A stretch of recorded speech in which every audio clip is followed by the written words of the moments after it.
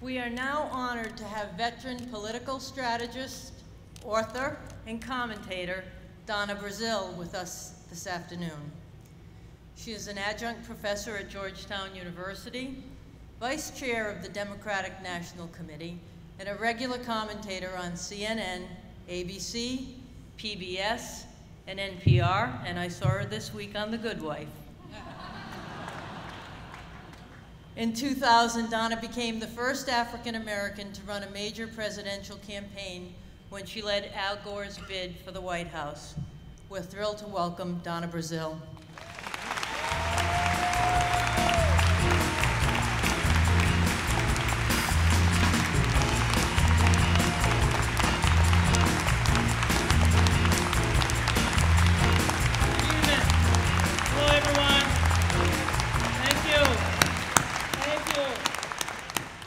You took out the teleprompter for me.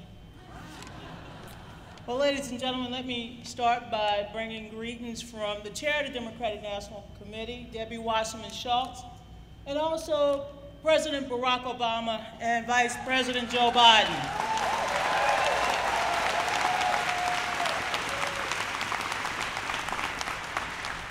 A few months ago, President Obama honored me by being the first Black woman to chair a major national party, and I said to the president, shh, don't tell nobody I'm the chair of the party, Mr. President. We would have double chocolate for dinner and nobody would understand what the hell that meant.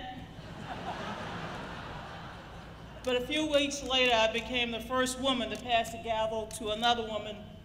And my friends, let me tell you what a great honor it was to serve during that 1 month as chair of the national party. It was a great month to chair a political party. We didn't lose one election. The party was able to finally eliminate its debt from the previous election cycle.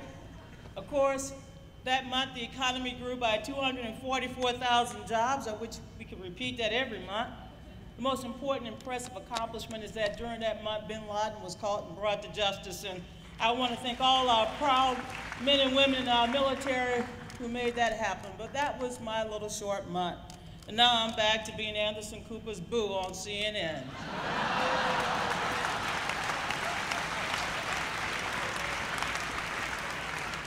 First of all, thank you, Celeste, for your vision, for your tenacity, for your determination, for your leadership. I want to thank all the champions of diversity, the champions of equality, and all of the allies and friends here who are gathered in this room. I am so honored to be here in the wonderful, great state of Texas. Now, I know you all don't know, I'm a Louisianian. And so, of course, when I come to Texas, I have to recognize that everything is big here. People have big hair, they have big lawns. Texas is a big state, and of course, we get swallowed up in Louisiana often by Texas, but if you're bored being here in Texas, I promise you, if you get on that flight with me or even get in a car, I can bring you to one of America's best cities in the whole world, and we're ready to host you, Celeste, so please, I hope next year or the year after or 1 year you come to my great hometown of New Orleans because we will treat you right. Thank you.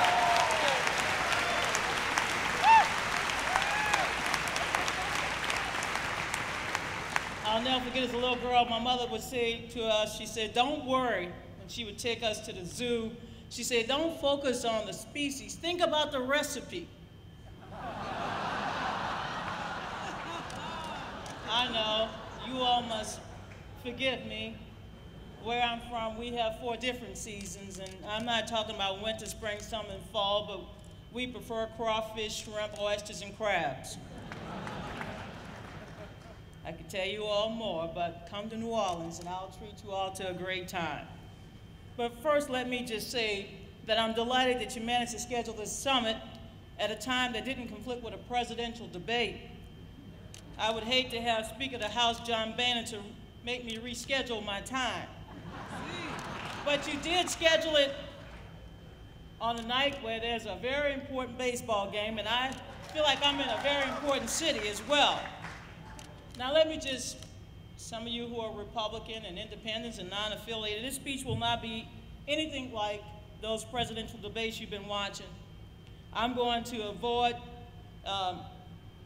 saying anything very partisan, and to let you know that it's going to be nonpartisan, let me just say thank you and goodbye. That's pretty much all the nonpartisan I have in me.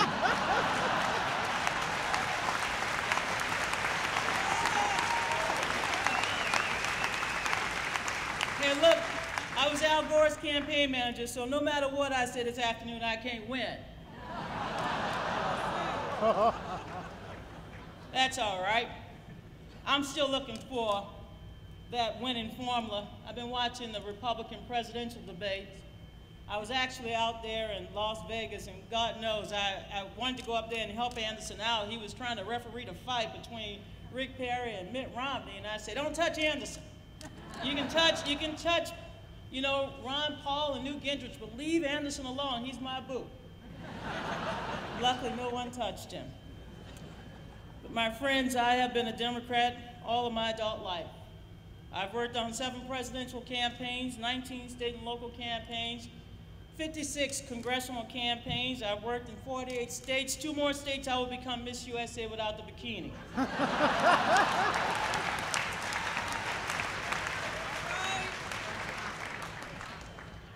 But I'm glad to be here at the premier conference on LGBT issues in the workplace.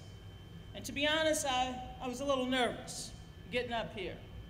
After all, you have an incredible lineup of speakers at this year's summit, and I can't promise I'll be as funny as Margaret Cho or as gracious and talented as Kay Clinton. But I can probably go toe-to-toe with LZ Grandison on Saints trivia.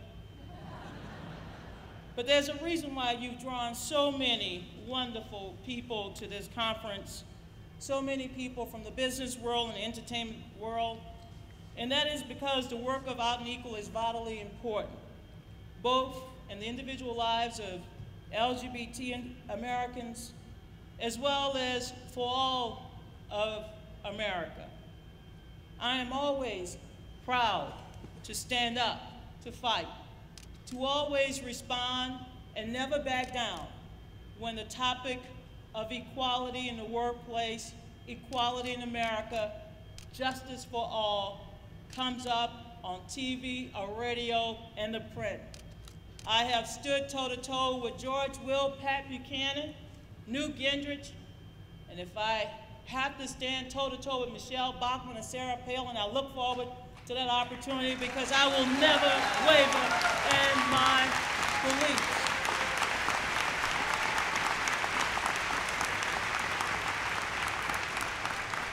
We've come a long way, my friends, but we still have a long way to go. And this past month, we lost a great champion for equality, a man that I had an opportunity to work with for over 10 years, serving as Chief of Staff to Congresswoman Eleanor Holmes Norton of the District of Columbia. Frank Kameny wasn't the first LGBT American to face discrimination in the workplace, but he was the first to spend a lifetime fighting for justice and equality for all.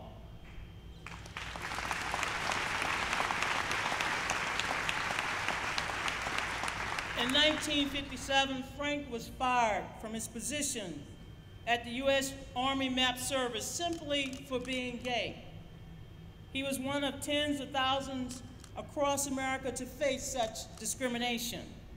But he was the first to petition the U.S. Supreme Court and call the treatment for what it was, an affront to human dignity. Though he was an astronomer by trade, Frank realized that the fault for the mistreatment for LGBT Americans did not come from the stars, but from ourselves. He spent a lifetime changing minds one at a time.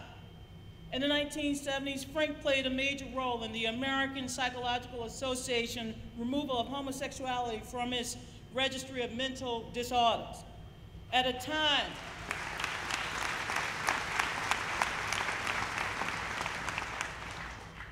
when public opinion was surely against him, Frank had the courage to say, "We're not the problem, you're the problem. And though progress was slow for decades, Frank never stopped. He never wavered. He never gave up.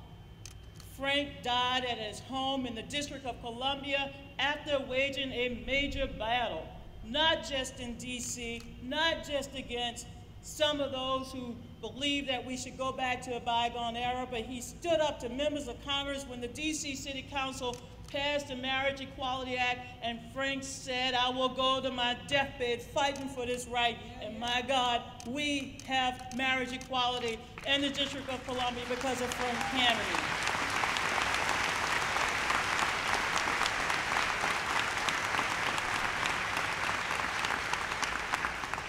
Frank always said gay is good, and he lived to see gay marriage, and he went on to his maker knowing that we would pick up the torch and we would always fight. Frank lived to see state and local laws struck down which barred gay adoption, and new laws put in their place, pledging non-discrimination in the workplace and health care and partner benefits. He lived to see the end of Don't Ask, Don't Tell, and to see the U.S. Justice Department forsake the Defense of Marriage Act before the nation's courts.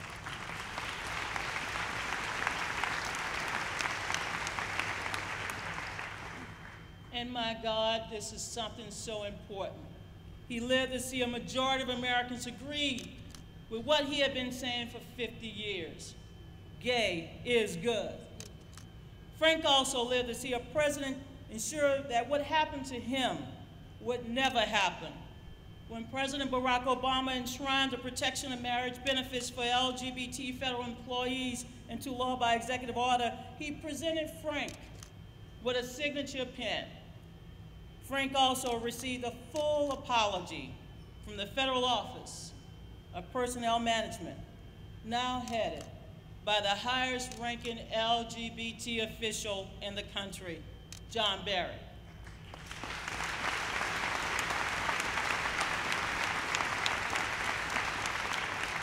I often have to tell John, because John was my colleague when I worked on the Hill. He worked for Steny Hoyer, I worked for Eleanor, so we were like neighbors. I said, John, so you're honorable now. But I still cook a better gumbo than John. But my friends, things have changed. But we're not done changing yet. Those of us who seek a future of full equality for all can never become comfortable. We cannot grow weary, because civil rights issues should not be subjected to partisans at the ballot box. Civil rights cannot become the domain of those who seek to turn back the proverbial clock and deny opportunities to anyone simply because of their sexual orientation. None of us can afford to rest on our laurels. We cannot afford to think our momentum that we have achieved will carry today. We cannot rely just on electing the right people and then go back to business as usual. We still have a great deal of work to do. How can we rest when 42% of children of LGBT parents or friends face bullying and harassment in schools, and when schools are not given the resources they need to prevent it? How can we rest as long as the Speaker of the House is willing to spend up to $1.5 million of taxpayers' dollars defending the Defense of Marriage Act in court, even after the Justice Department said the law is indefensible? How can anyone rest when some wannabes running for President of the United States stand idly by while a man in uniform is booed by a debate audience simply for asking about Don't Ask, Don't Tell? And though Frank is no longer with us, how can we rest while we have not yet passed an inclusive Employee Non-Discrimination Act?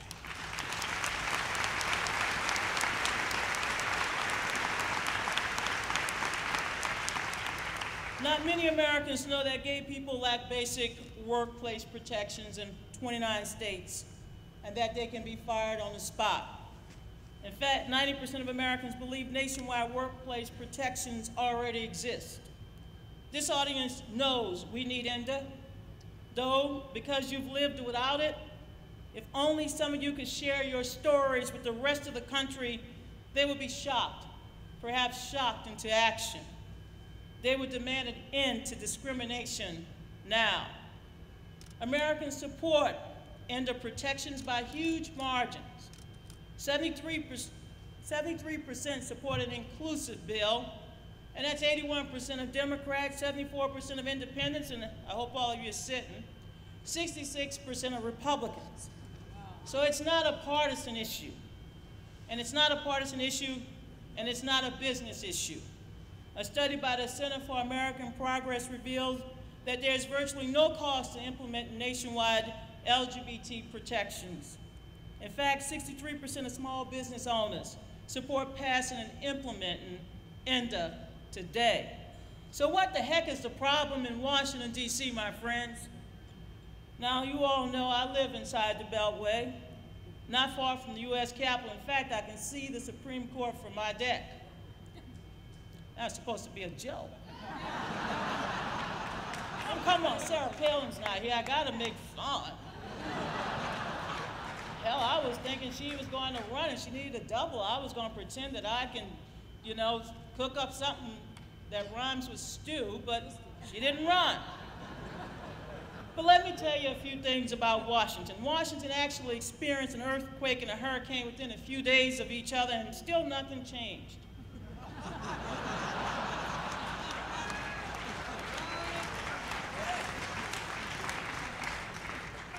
Inside the Beltway, we could actually shrug off a rain of frogs. If the biblical plague ever hit Washington, D.C. the way that we thought it hit Egypt, it wouldn't affect a thing. Frogs, lice, locusts, who cares? Most members of Congress will say they have a fundraiser to attend. Of course, it's pretty hard to ignore the biblical plague once the Potomac would turn to blood. The Democrats would blame it on global warming, and the Republicans would find a way to blame it on more spending. So really the biggest threat to getting ENDA done is Washington itself. In Washington, you can have 3 hearings about gravity, push Congress off a cliff, and they'll still refuse to fall before the next election. But the bill has some real strong champions, some real strong champions of equality. Congressman Barney Frank and Senator Jeff Merkley.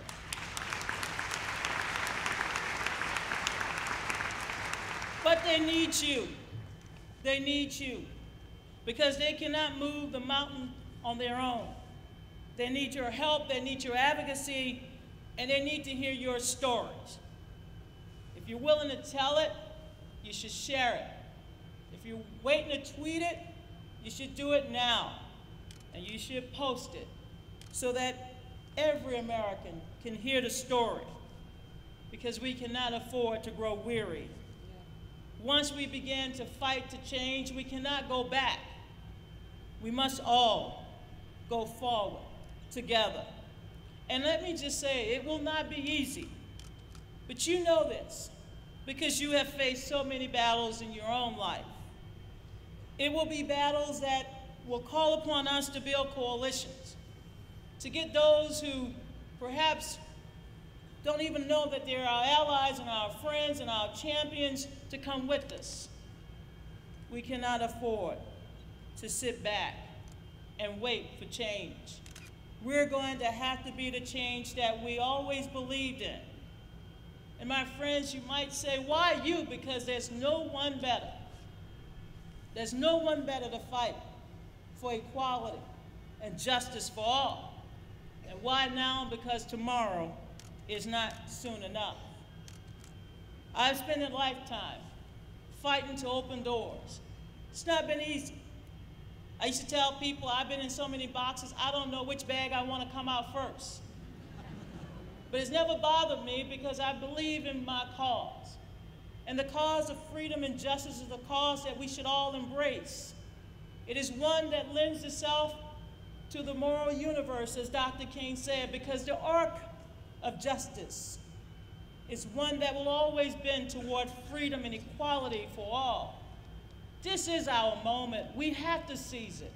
And this is our time, and we have to believe it, and we have to believe that going forward as champions, we go together.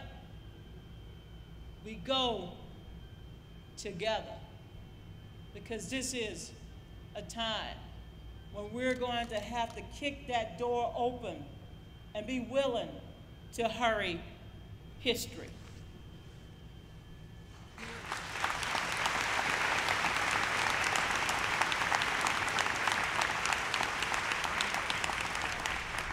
A few minutes ago, I was sitting out in the audience. You probably didn't see me because it was dark over there. And I do a lot of good things in the dark. Some I'm proud to tell you about. Others, well, let me just say, you better show up in the kitchen and I can show you what you can do in the dark. Once you get that fire running, you can just stir up in just about anything in the dark. And I'm not just talking about that hot fire on the stove.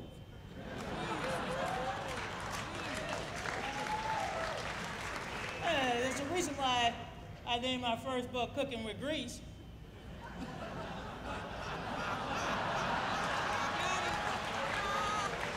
Yeah. My friends, I see we got a lot of cooks and a lot of chefs in the house.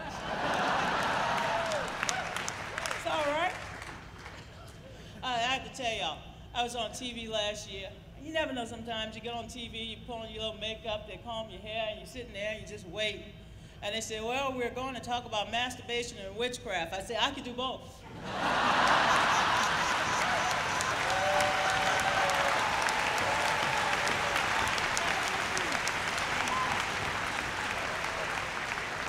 It's funny. Christina O'Donnell didn't want to even have the conversation with me once I brought it up. I said, if you're afraid of it, let me just show you what you can do with it. Whenever they talk about sex, I know George will just shut up at that point. And I want to go on, and they just say, shh. I say, all right, I'll go on another subject. My friends, it's time to hurry history. It's time that we stop waiting and complaining.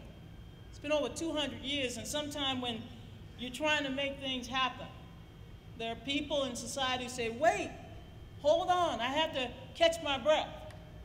When we elected our first biracial president, there was almost an instant backlash. Some people said, oh my God, did this happen? I would smile. You can imagine last year, well, actually 3 years ago, my friends would come to me and they said, Donna, you're a woman, you gotta support Hillary. I said, you know, you're right. I like her. I've known her all my life, and she's a great champion, and I love what she stands for. She's been a tremendous asset, and I would go on and on and on. And then, of course, they said, well, wait a minute, you're black.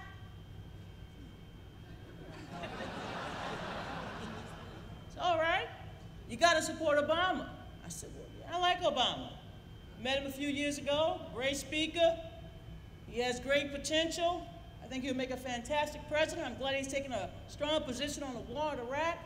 Then I would go through, you're black, you're a woman, you're black, you're a woman. I'm like, wow. Having you focus on the reality that I'm getting old and grumpy, maybe I like John McCain.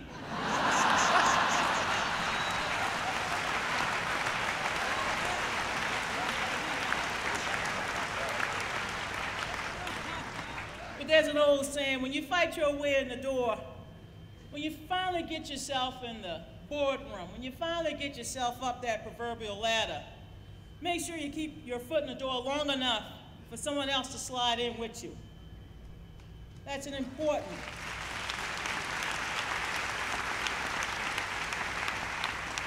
And perhaps we should do more than keep our foot in the door, but also bring some folding chairs so that we can have a seat at the table for others, that we can mentor, that we can help improve diversity and inclusion in the workplace. We need more men and women, more LGBT Americans in the workplace. And let me tell you, once you get in that boardroom, once you get in that room, you don't want to be the only one. You don't want to be the only one of anything. Because chances are, once you're in that room, you want somebody with you to fight and to ensure that the workplace is inclusive and that the workplace is one where everybody can be who he, she, who you must be. We are, my friends, as Frank Kameny said, we're ready to make that next leap of faith. There are things that we must continue to do, starting with the fact that we're going to have to roll up our sleeves, organize, and go ahead and get ready to prepare America for the day, as I say often on college campuses, once you break that mold, once you've elected the first black, you're going to elect the first woman, the first Latina, the first Hispanic, the first Asian American, and yes, my friends, one day we're going to elect the first openly lesbian, gay, transgender, bisexual American as well. That day will come.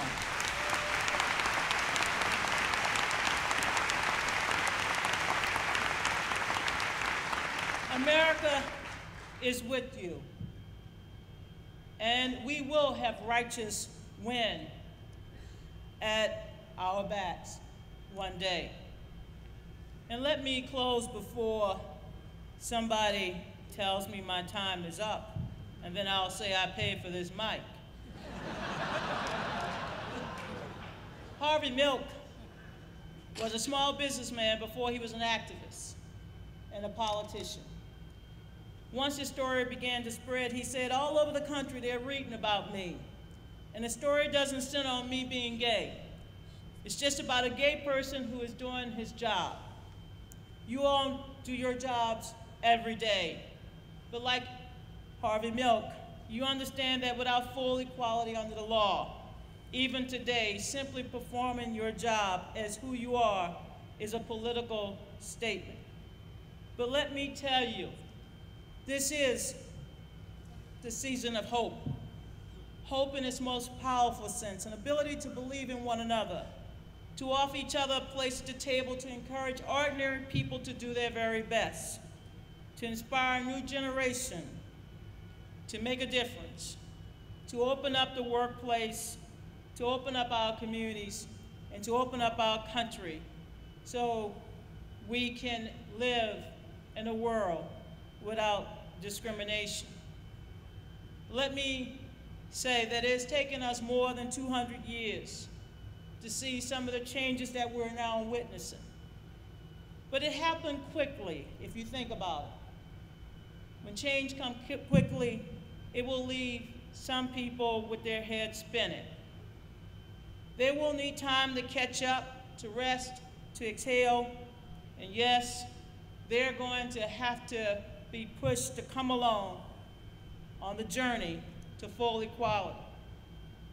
But if there's one thing I'll leave with you this afternoon, and that is to never give up, to never grow weary, to look ahead, and to believe that our best days are still ahead of us. Because we live in a country that is forever changing, forever growing, forever opening up. And we can make history each and every day. Remember Frank Kameny. Remember what he fought for his entire life. And remember, if we hurry history, we will have a large role in its future. Thank you so much for inviting me, and thank you so much for being out and proud in the workplace. God bless you, and God bless this wonderful summer. Thank you so much.